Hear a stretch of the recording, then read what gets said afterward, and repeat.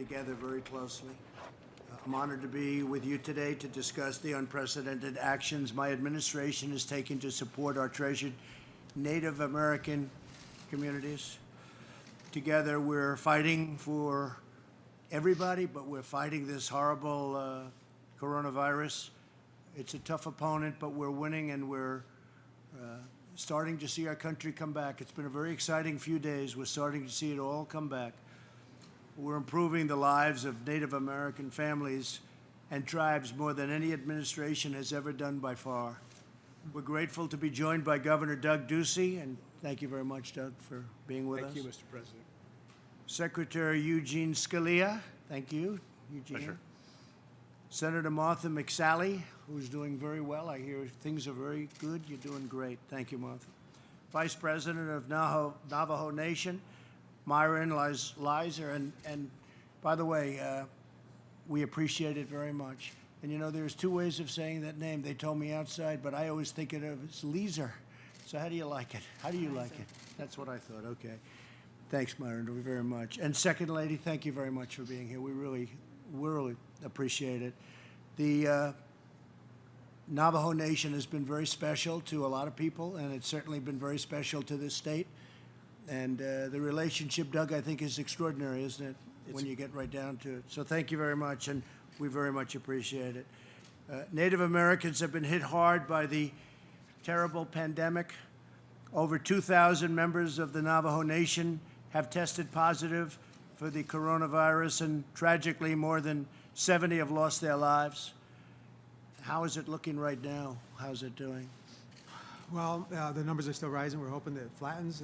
Our health professionals have said that the peak will be in mid-May, and it's kind of uncanny, and it's fallen that way. So 2,400 infected with 73 that have succumbed, and that's too many. That's a lot. Mitigation-wise, you're doing what? We have shut down enacted a 57-hour curfew over the weekend. Our people love to travel out to the border towns off the reservation. Recently, the National Guard came in and shut down Gallup under a new mayor leadership in Gallup, New Mexico. So they've been on lockdown for 5-6 days now, and so that's helped. But our people are readily going to other border towns like Flagstaff and Farmington, New Mexico. So I think the supermajority are obeying and staying home. Well, what we're doing, you know, we're bringing these two. These are very hard to come by because they're very popular. This is done by Abbott Laboratories, and we're bringing them for you. And these are the quick tests, and they're very accurate and very fast. Yes. So we're doing that. I think we have 1,000 cartridges too, 1,000 for 1,000 tests. So hopefully that'll be helpful to you. Yes. Okay? We Every appreciate little bit it. helps. Because you've done a fantastic job. You've been great friends. Native Americans have been hit hard by this terrible pandemic. Over 2,000 members of the Navajo Nation have really, I mean, it's been incredible what's taken place, and there's nothing we can say. But the coronavirus is tragically, as you just said, 70 people lost their lives. The administration is deploying the full resources of the federal government to support and protect our Native American communities in this very grave time of need. And I know that I think I can speak very strongly for Martha and for the governor. We're full hands on deck, and you're working very hard. I know that, Doug. Work very, very hard. And even Department of Labor. It's been working very hard with everybody that's in this room and everybody that needs to be, right? Anything you have to say, by the way, Gene, while you're here, please? It's a pleasure to be here. It's wonderful being on the road again, as you know, Mr. President.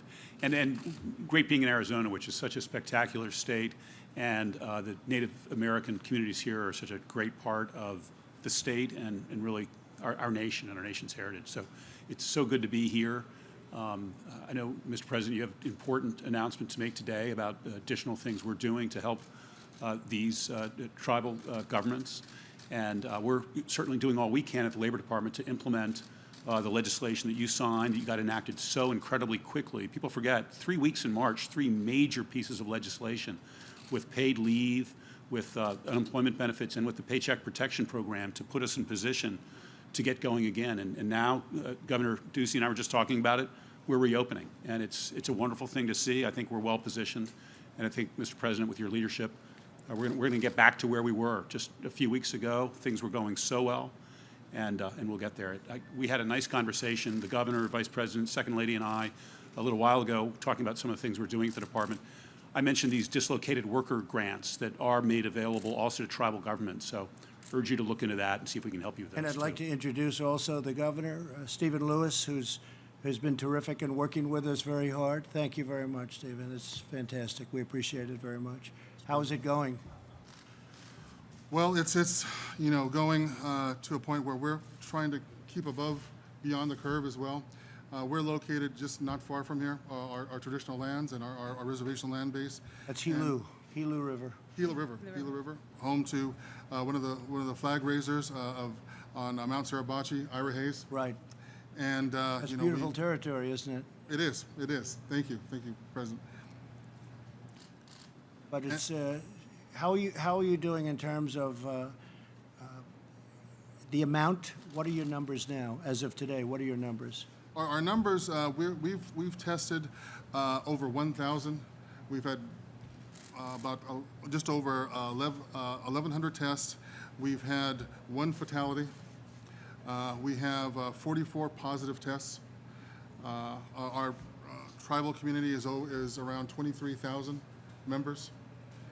So we are keeping ahead of the curve, but I know testing is a big issue, and also thank you for working with your administration on getting one of the Abbott analyzers as well. We were one of the first tribes to get one as well, and then also working with Governor Ducey, getting 5 ventilators as well. That's right. We run our own health care, independent of the Indian Health Service, Gila River Healthcare. That's great. And so we hire our own doctors, we put our own communities members to work, and from other tribes as well. And so we're taking care of our own tribal members on this. We have we have an incident command that we started as well. All of our departments are collaborating for one purpose, and that's to keep our community members safe, Mr. President. That's fantastic. Good. And you'll have the ventilators there soon, I know, right? Yes. Knowing Doug, they're good ventilators too, aren't they? Yes. Right? They're really good. Weeks ago, I signed the CARES Act, which includes $8 billion to help tribal governments, and I want to thank Senator McSally for fighting hard to get those funds and get them here and get them to a lot of different people all over the country, including to the folks in this room. So I want to thank you, Martha. You've done a fantastic job. Really have. This is the single largest investment in Indian country in our history. So the amount of money that's being sent to Indian country, as we call it, is the largest amount in the history of the U.S., and you deserve it, and you've been through a lot. The Navajo Nation will soon receive over $600 million. That's a lot. Should I renegotiate that? Can we renegotiate that? Only if we go up. He said only if you go up. I understand. I've heard that before. The Lihu River will receive, and I think you probably know all about this, but we're giving you some information, $40 million. And you're going to use that very well. I know that because I know you. You're going to be given $40 million in initial funds to help protect their citizens from the scourge, from the plague, from what we're all fighting in this country. Should have never happened, should have been contained from where it came. Since I took office, my administration has also worked to repatriate precious Native American artifacts to protect children in the care of the Indian Health and Indian Health Service, and to make eagle remains more easily accessible for cultural and religious purposes, and to highlight the contributions of Native American veterans throughout the history of our nation. So you know all those elements. And the eagle remains is a very important thing to you, right? Oh, yes, sir. Very important. Yeah, that's great. That's great. Last year, I signed the first presidential proclamation recognizing the tragedy of missing and murdered American Indians and Alaska Natives. We also launched Operation Lady Justice and provided $273 million to improve public safety in Native American tribal communities. At the end of this event, I will once again sign a proclamation recognizing missing and murdered American Indians and Alaska Native Awareness Day. It's been a tremendous problem, missing and murdered American Indians. It's been could you discuss that for a second, please? I don't want to steal a second lady's thunder here. Good, I'd like to have the second lady. Go ahead, please. Well, Navajo Nation has been really hit hard by missing and murdered Indigenous women. Right. It seems to be a growing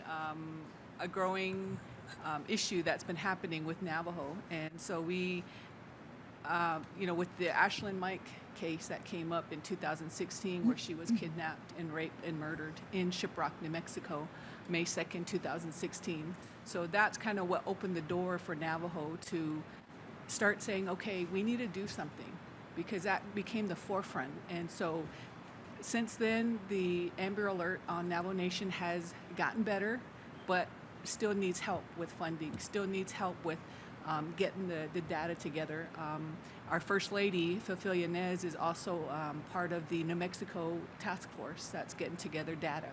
And so we're just really needing help in that sense. And so we don't want to lose any more of our Native sisters, our Native mothers. And so the cry is to get the awareness out, because a lot of people don't know of the missing and murdered Indigenous women and girls, and now it's hitting the LGBTQ community. And so we just want to make that aware and know that, hey, we're waving our arms here. I think there was a movie that came out with Native women that have been murdered right. and missing. And so it hits close to home, because we have a close family member, Patricia Potero, that went missing in 2015. They found her 2 months later, murdered in Albuquerque, New Mexico. And so her case still remains unsolved. We got Tamika Platero, who's from Little Water, New Mexico, who went missing November 25th, 2019, and is still missing. And so we have these girls out there that are missing, and we don't know. And there's that jurisdiction. Been far disproportionate to other people in other areas of the country. What you've gone through. I mean, I've been hearing about this for a long time. Yes. For years and years. This has been for many years, for many Yes. decades. Yes.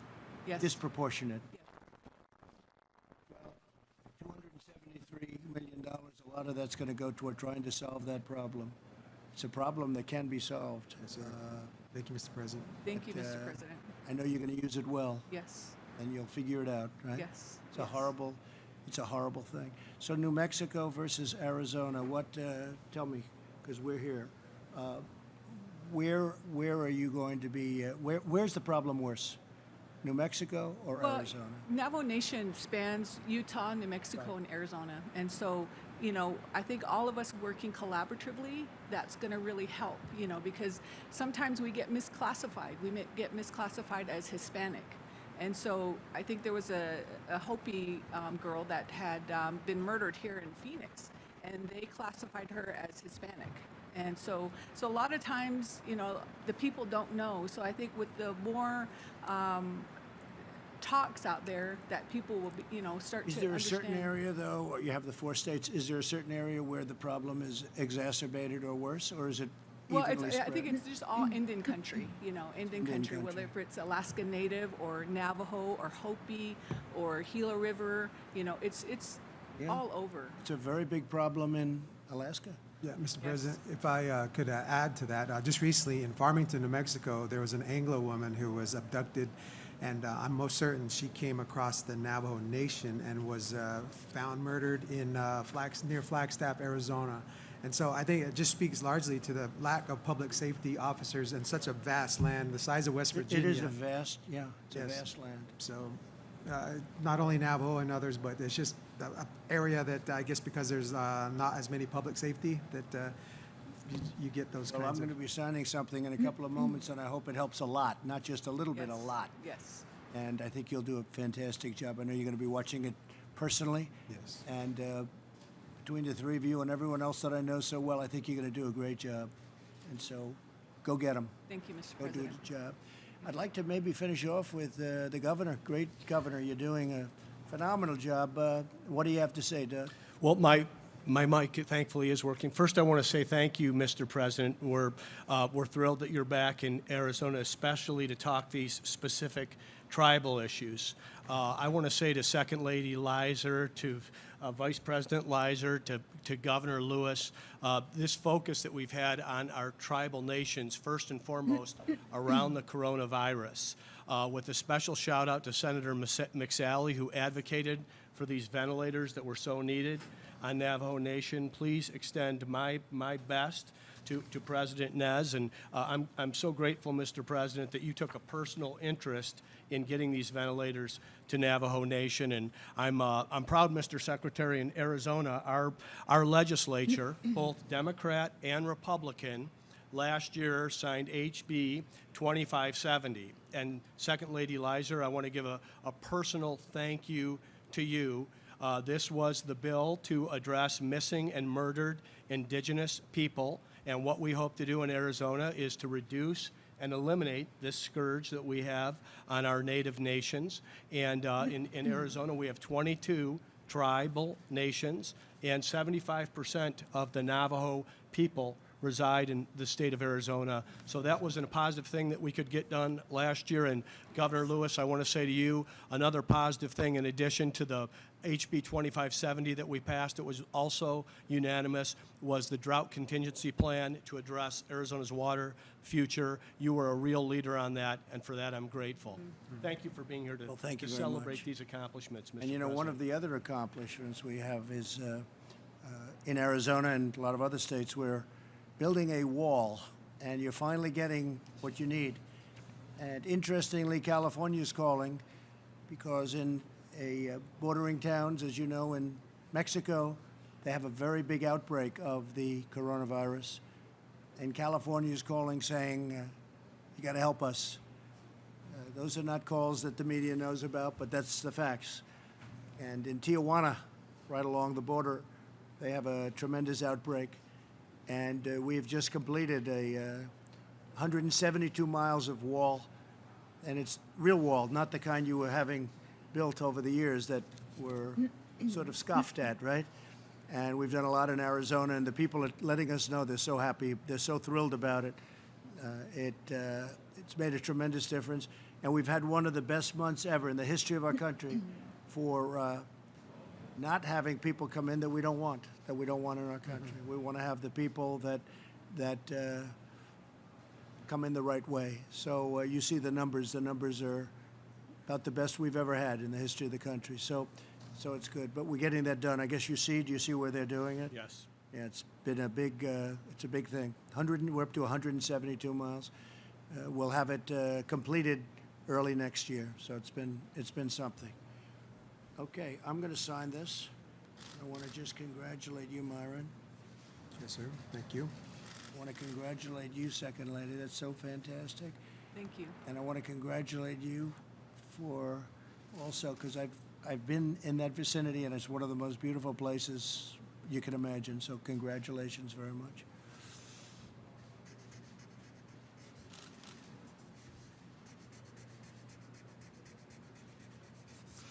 Thank you, Stephen.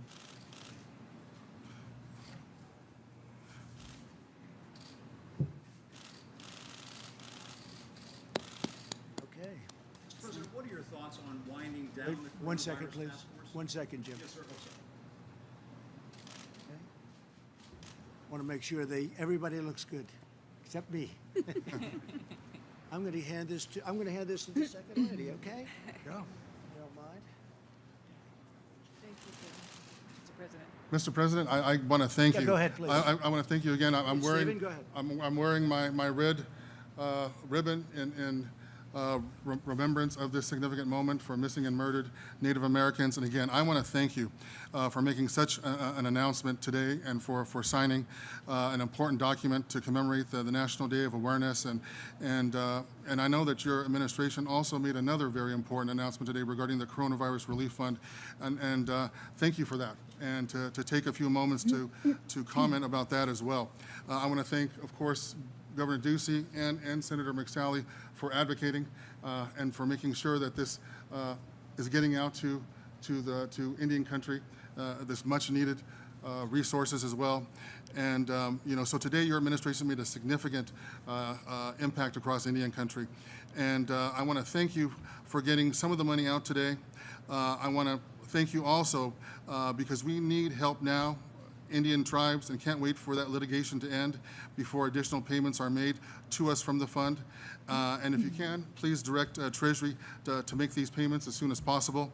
And three, we need to spread the limited resources currently available as far as we can, and to avoid allocating to a very few tribes and under-allocating to most others. And this means that you should include a limit or cap on the total funding any one tribe receives. And we need to have flexible guidance to allow us to use the funds we receive to keep our governments running, Mr. President.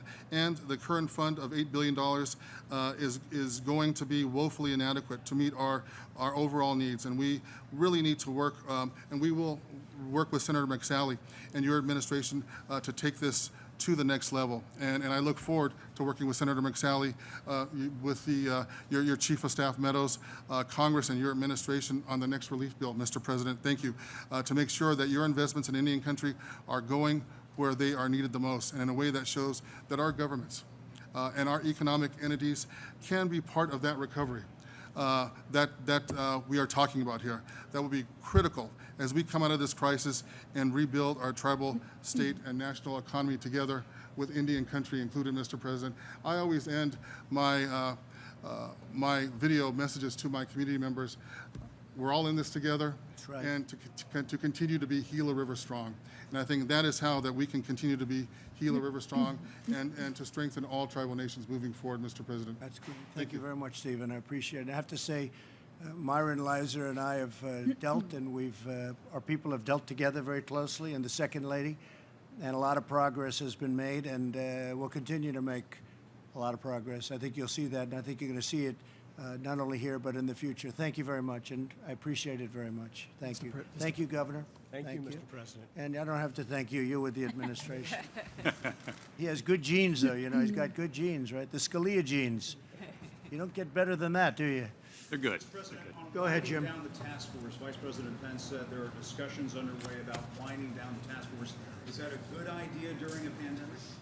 Well, I think we're looking at phase 2, and we're looking at other phases. The country's starting to open up. The task force has done a phenomenal job. We have a chart that I just showed somebody. We just got it this morning as I was getting off the plane.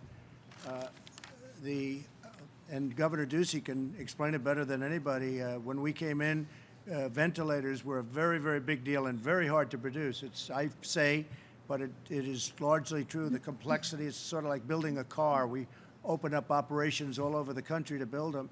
And hasn't been one person that needed a ventilator that didn't get it, which is amazing. And now we're helping other countries, and we're stockpiling in case some tragedy like this happens again. But this just came out on testing, because I think we are at the point, or maybe we'll soon be at the point, where I can say the exact same thing on testing. These numbers were just released, and this is the United States, the amount of testing, and our level of testing, and the quality of testing. This is just from Abbott Laboratories. This is, you know what this one is, Jim. It's a 5-minute test. It's a great test. It's something people like, because you don't have to go through a laboratory. You don't have to send it in and send it back, and it takes a couple of days if they do a good job. So this is the testing, and the line here is the United States. We're over 7 million tests. Germany is at 2.5. Italy is less than that. Japan is down here, in South Korea, which we talk about. And again, I'm very friendly with South Korea and with the president of South Korea. And he calls to congratulate us on our great testing. South Korea's over here. One of the reasons we have more cases than any other country by far is because we test much more. So if you test, you're going to have more cases. If we tested down here, we wouldn't have very many cases. They like to say we have more cases than anybody, but the fact is, when you look at these numbers, and this is the official count. Now, I can't tell you whether or not other countries are giving us the straight deal, but I can say that I know one thing: it's only going to be on the high side, not going to be on the low side. So this is the other countries. These are the United States, and it's incredible. And remember this, and I think it's important to say this, Jim. the quality of our test is also the best. I mean, it's acknowledged to be the best. So again, when we have cases, and we have more cases than anybody else, does anybody really believe that we have more cases than China? But they don't talk about numbers like this, and other countries. But we report everything, and I just want to say that we've done an incredible job on testing. With that being said, we have some additional, including antibody tests coming out that will even blow these numbers away. But nobody's done the job we've done. Go ahead. But don't you need to continue to meet with the task force to get this scientific expertise? Well, yeah. We will have certain people, as an example, we have hospitals that we built. We have medical centers that we built. We have people on the task force that focused on that. We have people on the task force that's focused exclusively on ventilators. Well, we have more ventilators now than anybody in the world, and we're helping France, as you know. We're helping France, Italy, Spain, Nigeria. We're giving, I think, 250 to Nigeria. We have many countries that we're helping. But the ventilator problem is solved, so you don't need that. We have now it's sort of a combination of safety and reopening. So we'll have something in a different form. But the task force, for what we've done, I think everybody out there, when they're being very honest, I think the job we've done on testing will shortly be, and maybe even supersede, Doug, the job that we've done on ventilators, which people can't even believe. We had a call the other day with the governors. Mike Pence took the call, and they had, I believe, all 50 governors. And it was, they say, the best call we've had thus far. We're working closely with the governors. They have everything they need. And if they don't have it, and if they don't need it, or if they can't get it locally, then they know that we are stocked and we are ready. And we can have, as an example, we won't need this, but we were ready for weeks to have, we had 10,000 ventilators sitting in various locations with people by the ventilators ready to have those ventilators roll if they needed them in, as an example, Detroit or various other places over the country. So I think that as far as the task force, Mike Pence and the task force have done a great job, but we're now looking at a little bit of a different form, and that form is safety and opening, and we'll have a different group probably set up for that. Are you saying mission accomplished? No, not at all. The mission accomplished is when it's over. When it's over, Jim, mission accomplished. No, I wouldn't say that at all. What? Certain you will get the advice you need health-wise in the sense. What does that mean? Go ahead, repeat your question. You say it. You'll get the advice that you need. Oh, yeah, we have great advice. We have great people. We have great people. Yeah, we have great doctors. We have great medical people, laboratory people. I have to say, I think tremendous progress is being made on vaccines, which everybody should be very happy to hear. And therapeutically, I think we're making very good progress, too. We're making tremendous progress.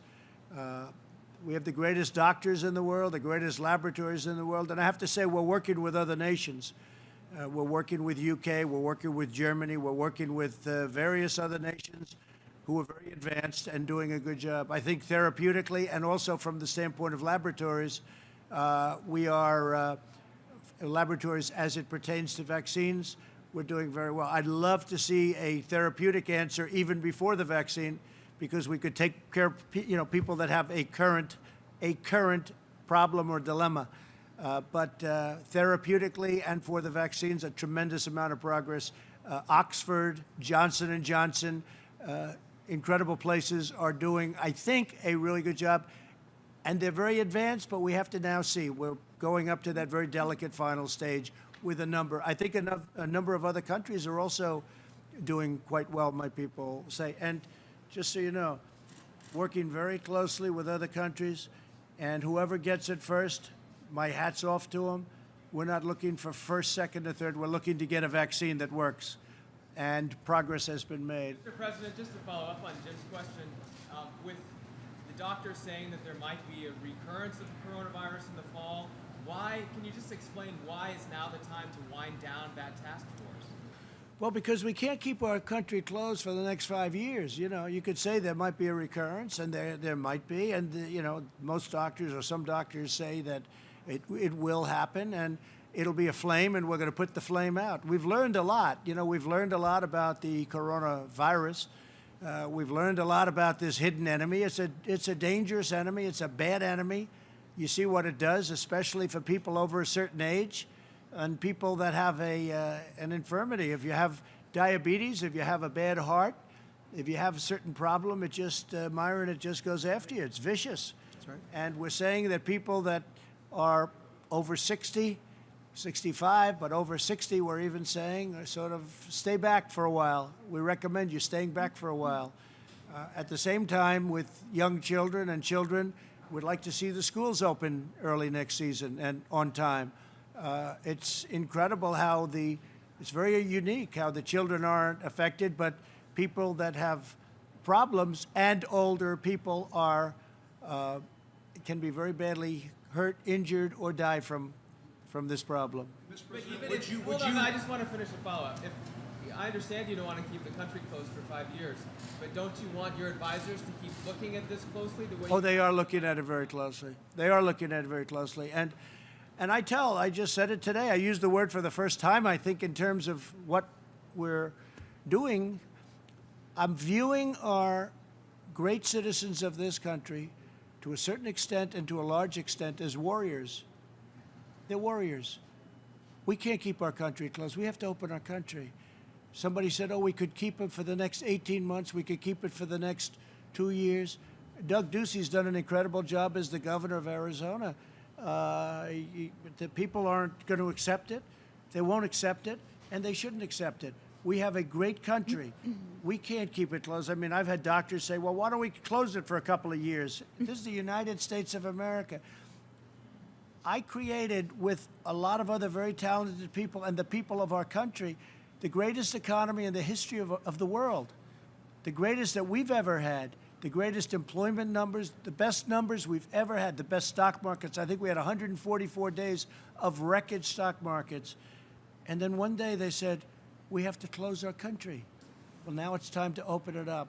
And you know what? The people of our country are warriors, and I'm looking at it. I'm not saying anything is perfect. And yes, will some people be affected? Yes. Will some people be affected badly? Yes. But we have to get our country open, and we have to get it open soon. Maybe I could ask Doug if you'd like to address that point. Well, I just want to say in Arizona, we have put public health first. We have looked at the numbers that your medical experts put forward in the Opening Up America Again plan in terms of our symptoms, our cases, our hospital capacity, our ability to surge on our testing. And we're going to continue to put public health first, but we know so much more today than we did 6 or 8 weeks ago. So we believe that we want to protect our most vulnerable. Those are the folks that are of a certain age with the underlying health condition. But the first objective was that the largest places were shut down. Major League Baseball made the decision to shut down spring training. Those are some of the best weeks of the year in the state of Arizona. Major League Baseball has delayed opening day. Schools are not in session. So these large gathering places have dispersed. We've been able to address the fact that we have hospital capacity, ICU capacity, and ventilator capacity if it's necessary. Today it doesn't look as it will be. So we have our arms around the public health emergency in Arizona, and the president, the vice president, and the medical experts, along with the cabinet secretaries, have given the latitude to governors to make decisions on what's in the best public health interest of their state. Arizona is not New York State. It wasn't hit first. It wasn't hit that hard. We've learned a lot from what those states have gone through, and we're going to apply it to protect our citizens. Mr. President, do you still want the advice of Drs. Fauci and Dr. Birx? Will they still be involved even once the task force? Oh, sure. Yeah, they will be. And so will other doctors, and so will other experts in the field.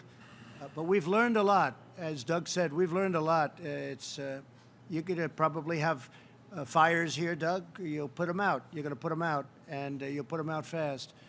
So, yeah, we're bringing our country back, and I think what is going to happen, just said it a little while ago, you're going to have a third quarter where you're going to have transition. You'll have a big, beautiful, hopefully a very good transition, a very successful transition back into the real world.